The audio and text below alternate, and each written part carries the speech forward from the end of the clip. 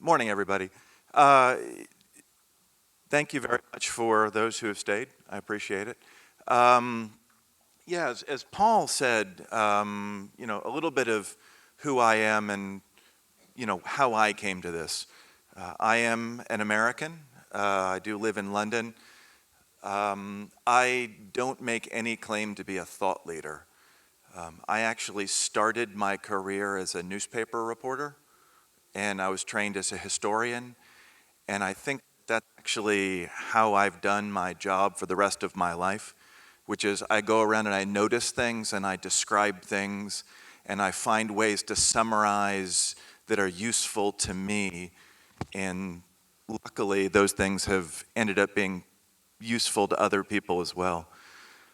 After the newspaper gig, which I don't recommend because it doesn't pay well, I got into corporate IT. I sold my soul. And I ended up working in project management, portfolio management. I ended up as the director of project and portfolio management for a large hospital in and out. A large hospital company in the United States, about 185,000 people. So I was their director of portfolio management for supply chain. After that, I started a company, as Paul said. I and some friends, we chose a basement. A garage is the other way you do that. We chose a basement. And we started a company and ran that up to about 200 people. Along the way, I've worked with law firms, I've worked with large IT firms, I've worked with large manufacturing and construction and all kinds of things like that. About a year and a half ago, I sold my company to a larger company and took the thing we did, which was mostly, I'll call team and department level Agile, and connected it to a larger tool where now my job is to talk with people at the very senior level, sort of 1 to 2 levels below the board, about how this Agile stuff works for them in their very, very big companies. The reason that's happening, the reason that somebody was willing to pay me money for my Agile company, was that Agile's a pretty big deal these days. That's probably not surprising for people who are at this conference. What might be surprising is how big it's gotten really suddenly. So Agile's been around for a long time. I mean, even definitely longer than 10 years. But it's until really quite recently, it was a fringe movement. Even though it felt to us who went to conferences like everybody was doing it, they just weren't. And so if you look at this data here, you can see that in 2013, this is, Forrester data, may not be applied to everybody, but it's probably reasonably accurate. You can see that most companies were doing very little of their work in Agile. This is just a few years ago. Within the space of just a couple of years, you saw a switch to where most of the big companies that Forrester works with were suddenly doing Agile. So from almost none to almost everybody in a very, very short period of time. A hallmark of that kind of change is something getting onto the cover of Harvard Business Review. So this is Harvard Business Review from about a year ago, about Agile at scale. Harvard Business Review is not for trailblazers. Harvard Business Review is the magazine that tells your boss's boss's boss's boss's boss that it's okay to do something, they won't get fired for doing it, and as a matter of fact, they should probably develop a plan because their board is going to ask them why they're not doing it and what their plan is for having it within the next 18 to 24 months. So we've really gone in a very short space of time from being a long-time fringe movement to being something where pretty much all large companies are grappling with how do we make this go fast? A bit more context about this, in terms of my observation of these things. I don't sell safe, I sell software. But in the course of doing that, or I evangelize software, whatever that means, in the course of doing that, I've, over the last year or so, and more further, I've had conversations with senior leaders at a lot of very, very big companies. And what they're basically saying to us is, we are doing this. We're trying to figure out how to do this. Can you support it? And so again, I'm not an evangelist for SAFe. I'm not an evangelist for agile scaling. I'm describing to you, I'm acting as the reporter here, describing to you what I've seen. So the pattern that I've seen is that pretty much all of these companies that we've talked to tell a story where a few years ago, 2 or 3 years ago, we started off an agile pilot. And it was going to be like 10% of our stuff. And it was this fun little off to the side pilot. And now suddenly, this is where they are. The fun little off to the side pilot that was no big deal, that, you know what, our systems don't support it. No big deal, it's just a pilot. We don't know how to report on it. It's no big deal, it's just a pilot. We don't have a plan for rolling it any further. It's okay, it's our trailblazer teams, it's just a pilot, not a big deal. But pretty consistently, these organizations are describing a situation where now suddenly, nobody planned it, but 30, 40, 50% of their teams are acting in sort of an agile way. And like I said, their CEO, who previously couldn't spell agile, is now saying, when are the rest of them going to be? And I want that to be in 2 years. And so this cuddly little thing has gotten very out of control. What do I mean by scaling? Scaling is not lots of teams. It's not even that many lots of teams. It's not even that many lots of teams. So if you're a professional services company, even if you have thousands of employees, if those employees get hired out to your customers in individual teams for individual projects, the fact that you have lots of agile going on is not agile scaling. Each one of those teams is an independent agile team, and that's cool and that's fine, and they can just do independent team level agile. True agile scaling comes in and becomes a factor that we have to consider when we have real dependencies that matter. Whether those be value stream dependencies where multiple teams have to work together to really deliver value, because software development teams by themselves do not deliver value. Try for a better microphone. Software development teams by themselves don't deliver value. I mean, software is awesome. I'm a software guy. In my company, I spent most of my time around the software and I love it. But software development by itself doesn't deliver value. You have to have marketing, you have to have sales, you have to have customer support, you have to have documentation, you have to have infrastructure, all these kinds of things. So real value is value streams across many, many teams, and those teams have to work together. Especially true in large companies. We also have to deal with the dependencies from strategy down to the teams. Because without that, even though it may sound really attractive, that's like delegate to the teams, let the teams do whatever they want. That's not a company, that's an anarchist collective. And I'm sure that that's attractive to some people, but investors are not going to keep their money in that company, right? The teams cannot autonomously decide that they're going to make bikes when you're a bank, even if the team thinks bikes are super cool. So you actually have to have a linkage between the company strategy and the things the teams are going to deliver. So there are, we want to have, it is good and true and right that in an agile sense, we want as many dependencies as possible to go away. And we can make lots of them go away with good design, with good slicing, with good microservices. This is something we talked about at Lean Kit in terms of thinking. If we could make our thinking fizz good, frequent, small, good, and decoupled, we could make many dependencies go away. But we can't make them all go away. If I'm building airplanes, I actually have to make the work of tens of thousands of engineers align with one another. I can't just say self-organize yourselves. If the European governments say privacy matters a lot and you must suddenly change all your systems to support privacy, otherwise we will take away giant percentages of your revenue, you have to coordinate lots of people to get things done in a short time.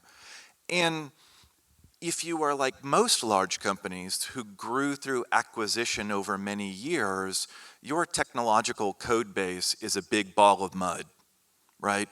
It is slapped on patches over decades. The first large system I ever worked on was first deployed to production in 1984, and it's still in production now, and it is a mess. And that's large systems are. So if you were in that situation, sorry, Paul. I don't know if I'm doing it wrong or...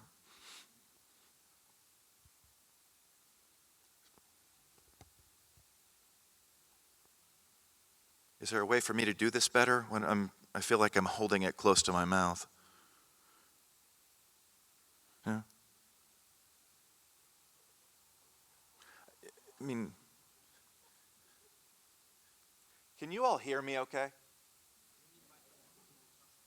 No? Well, sorry. I'll do my best. I will try to talk loud with the mic as well. Double amplification. So anyway, the bottom line is good Agilists should try to break dependencies. We shouldn't just accept dependencies, but there are real dependencies in big companies that we can't just wave away. So we need a way to deal with them.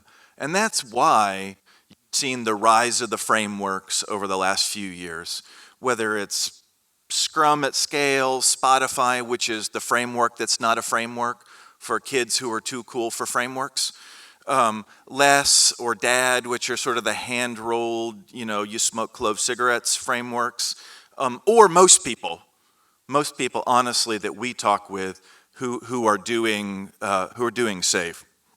Frameworks are a pretty big deal these days. There's a lot in these frameworks, and they can look overwhelming, but that's on purpose, because the point of a big picture like this is that it has all the things. It's a tool for an RFP, a request for proposal. This is basically a way of telling the CIO that this framework has all the features that he or she is going to need for the next 5 years. So it's safe, no accident, it's safe to buy this framework because you're not going to get surprised and fired because the framework you picked didn't have all the things. So it's the overwhelmingness is intentional. But the truth is, most people aren't implementing all of that. What they're really implementing is the team and the team of teams level. In SAFE, that's called essential safe. And really, what that boils down to, like Mike was saying, is people have woken up to the fact that we need to start allocating work to teams instead of pulling people together for projects. So for those who don't work in startups and small companies, this is how resource allocation works in big companies. We have functional departments and we have projects.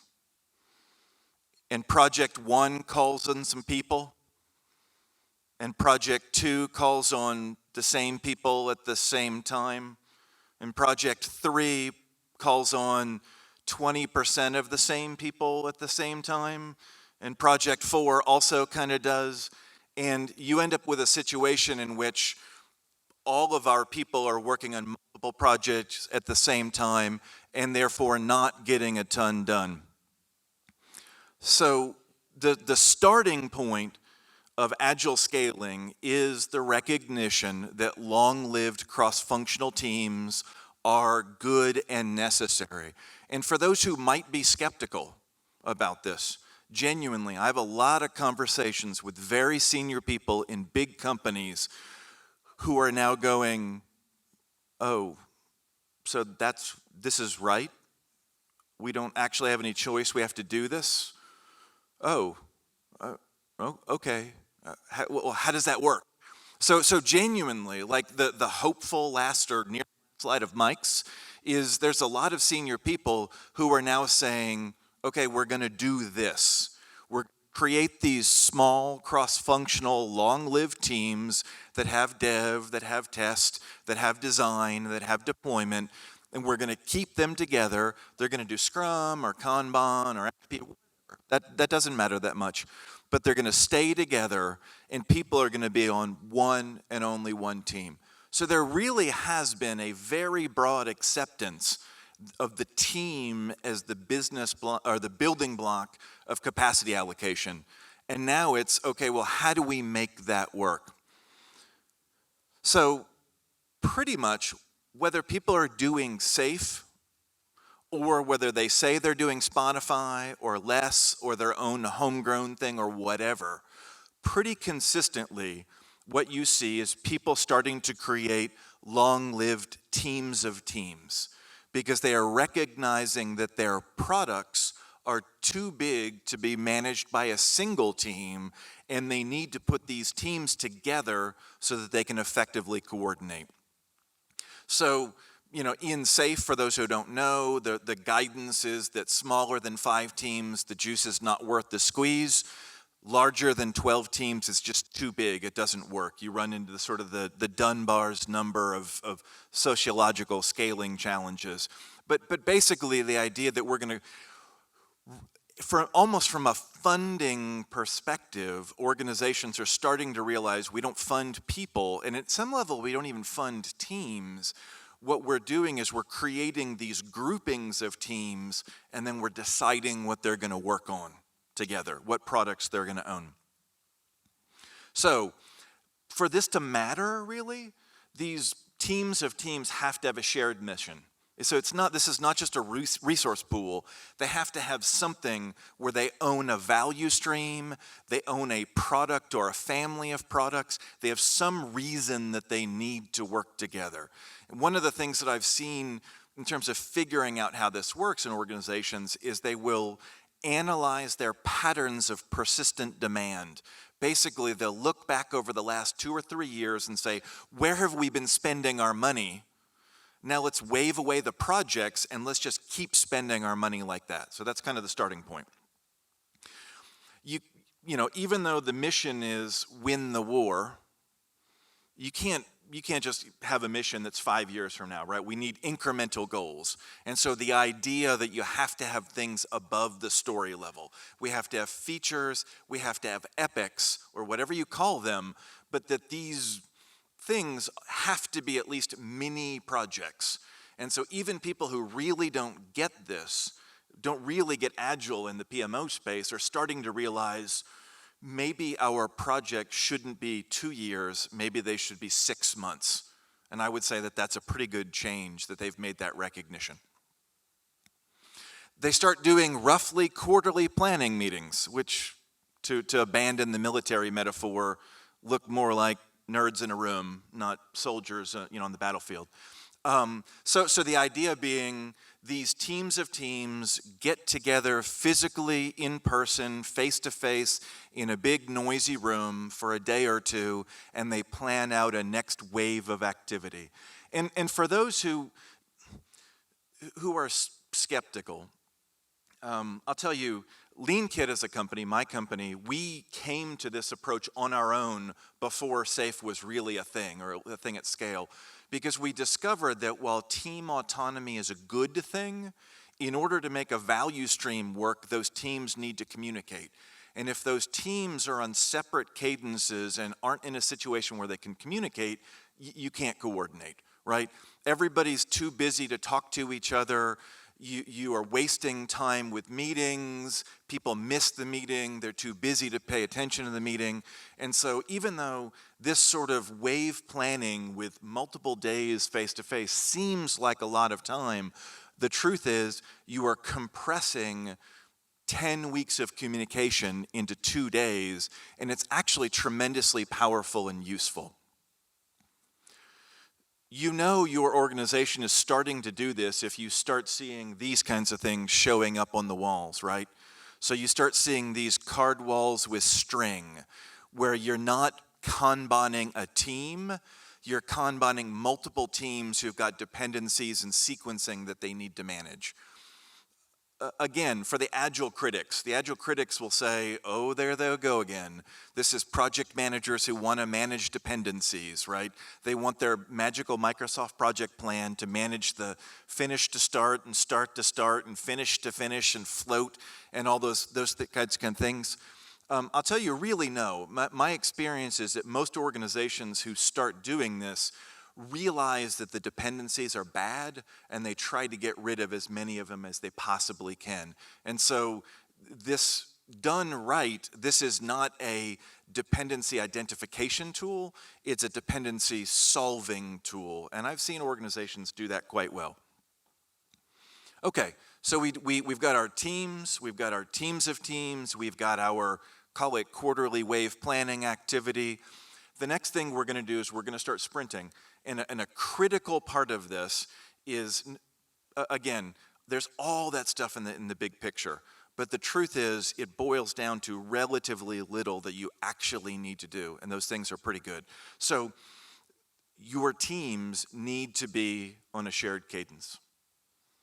Even though it might be better for one team to be on a 1-week sprint and another team on a 2-week sprint and another team on a 3-week sprint for their own team level purposes, if those teams have to work together, if those teams depend on one another, if the real team is actually the team of teams, you've got to get people into a shared cadence. You've got to get to a situation where everybody is sprinting together.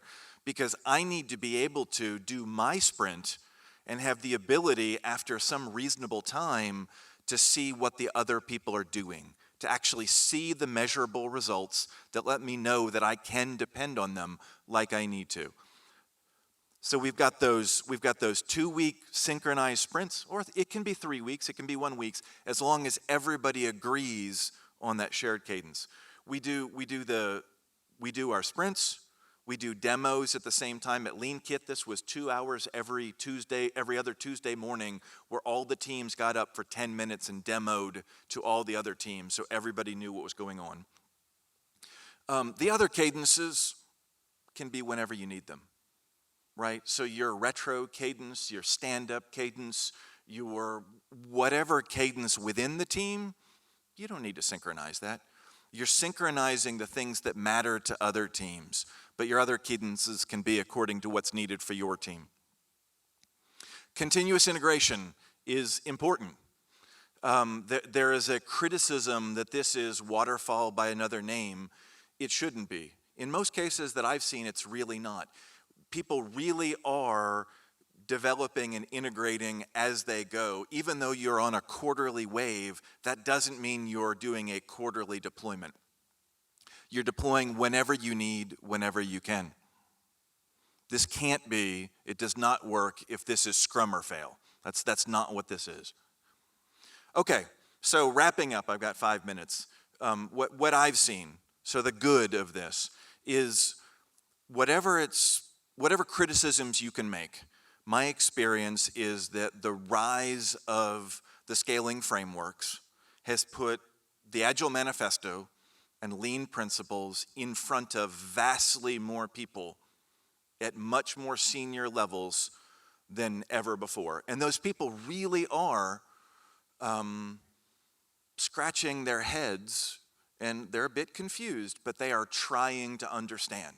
That's been my experience. Another good thing as a Kanban guy is that while SAFe started out as very much a Scrum thing, by now it very much encourages people to do Kanban, and I think that's fantastic. It has elevated fantastic material from people like Don Reinertsen, Dan Pink, David Marquette, Gene Kim in front of those critical decision makers. I can't tell you how many senior people I've had conversations with about autonomy, mastery, and purpose, or lean principles. It has really forced organizations to say, we have to do long-lived cross-functional teams. That's almost become nobody argues about it. It's a starting point. And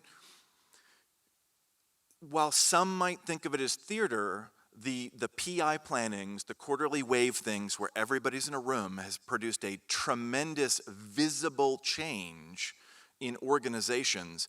And in change management, visible change is important because it helps people realize that real change is happening. So that's the good. The bad, it's way too much material for the training. I mean, they're trying to sell a product, and naturally CFOs say, well, I can't afford to have people in 3 days of training or 4 days of training. Okay, we'll squeeze it into 2. You can't really, but they try. There really is, like Mike was saying, you have the risk of inexpert instructors, people who are teaching people after they went on the 4-day course, which does not actually make you fit to teach anybody. Especially on the Kanban side of things. There's some silly old agile fossils that have been stuck into these models that are going to live for decades longer when they should have died, and everybody in the real agile community has already kind of abandoned them, like normalized story points. And I would say one of the biggest things for me that's bad is the lack of career management. So these scaling frameworks are saying people should be in long-lived cross-functional teams and teams of teams. So they're basically saying your delivery team needs to be your real team rather than the functions. But functions are important, right? The best person to hire testers is somebody who knows about testing. The best person to train people on development, to mentor people on development, is a former strong developer. All those kinds of things. And so I think that there's a risk that in this, that what we're going to see is a diminishment of the value of functions when what we really needed was a rebalancing, more akin to what you see in the Spotify model with the squads and the guilds. The squad being my delivery group, the guild being my functional grouping. Those are both really important. And I would say that some of the things in there really are still pretty fuzzy. So value streams, what are they really? How do you figure them out? All the material to date is still pretty much a stub. How do we do capacity allocation? How do we reapportion teams across these value streams? There's some material, but it's still pretty fuzzy, and it's hard to help finance people understand this stuff. How do you measure value? Because story points aren't value. Throughput and velocity are not value. Red, yellow, green is not value. Percent complete is not value. Value is real financial stuff, but how do you do that? And, sort of last but not least, how do you embed your architecture, your security, and all these sorts of governance things into these processes? This stuff, it's not that it's not there, it's just still pretty weak. And I hope that it will improve over time. What I do think, in summary, what I do think is my hunch is that the rise of the scaling frameworks is a temporary thing. That this is something that the industry, the community needs right now in order to make these ideas work at scale in the industry. But the truth is, the real change is a cultural change. And eventually the labels sort of wither away, and what's left behind is the real underlying things. The stuff that Mike talked about on his good slide.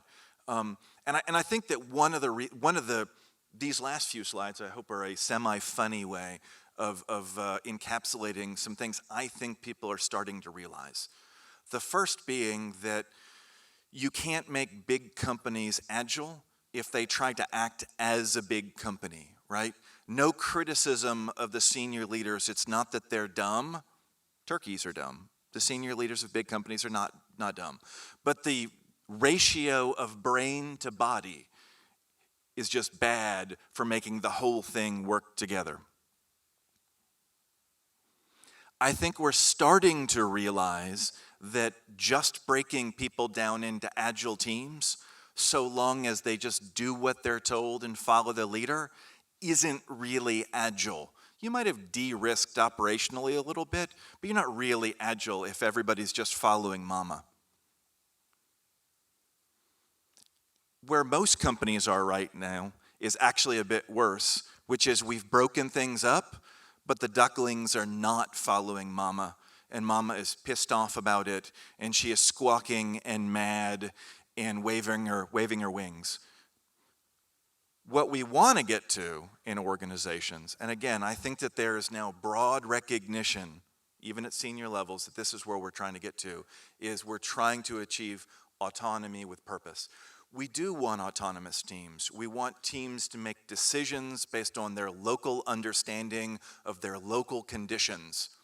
But we need the flock to travel in a group over time. And so, contrary to the turkeys in the first slide, this is starlings. This is a murmuration of starlings. Starlings are no smarter than turkeys. And there's vastly more meat here than there was even in the big old turkey. And yet, this murmuration is flying together, each bird making micro adjustments to their wind and their updrafts and all those kinds of things, and yet moving in the same direction. And that's what we're trying to achieve. We're trying to achieve this autonomy with purpose at scale. And even though there are problems and it's not perfect, I am hopeful from what I'm seeing that things are generally trending in the right direction. And I don't know, I'm hoping that the next 10 years are actually going to be quite a bit better. So thank you very much for your time and attention. Really appreciate it.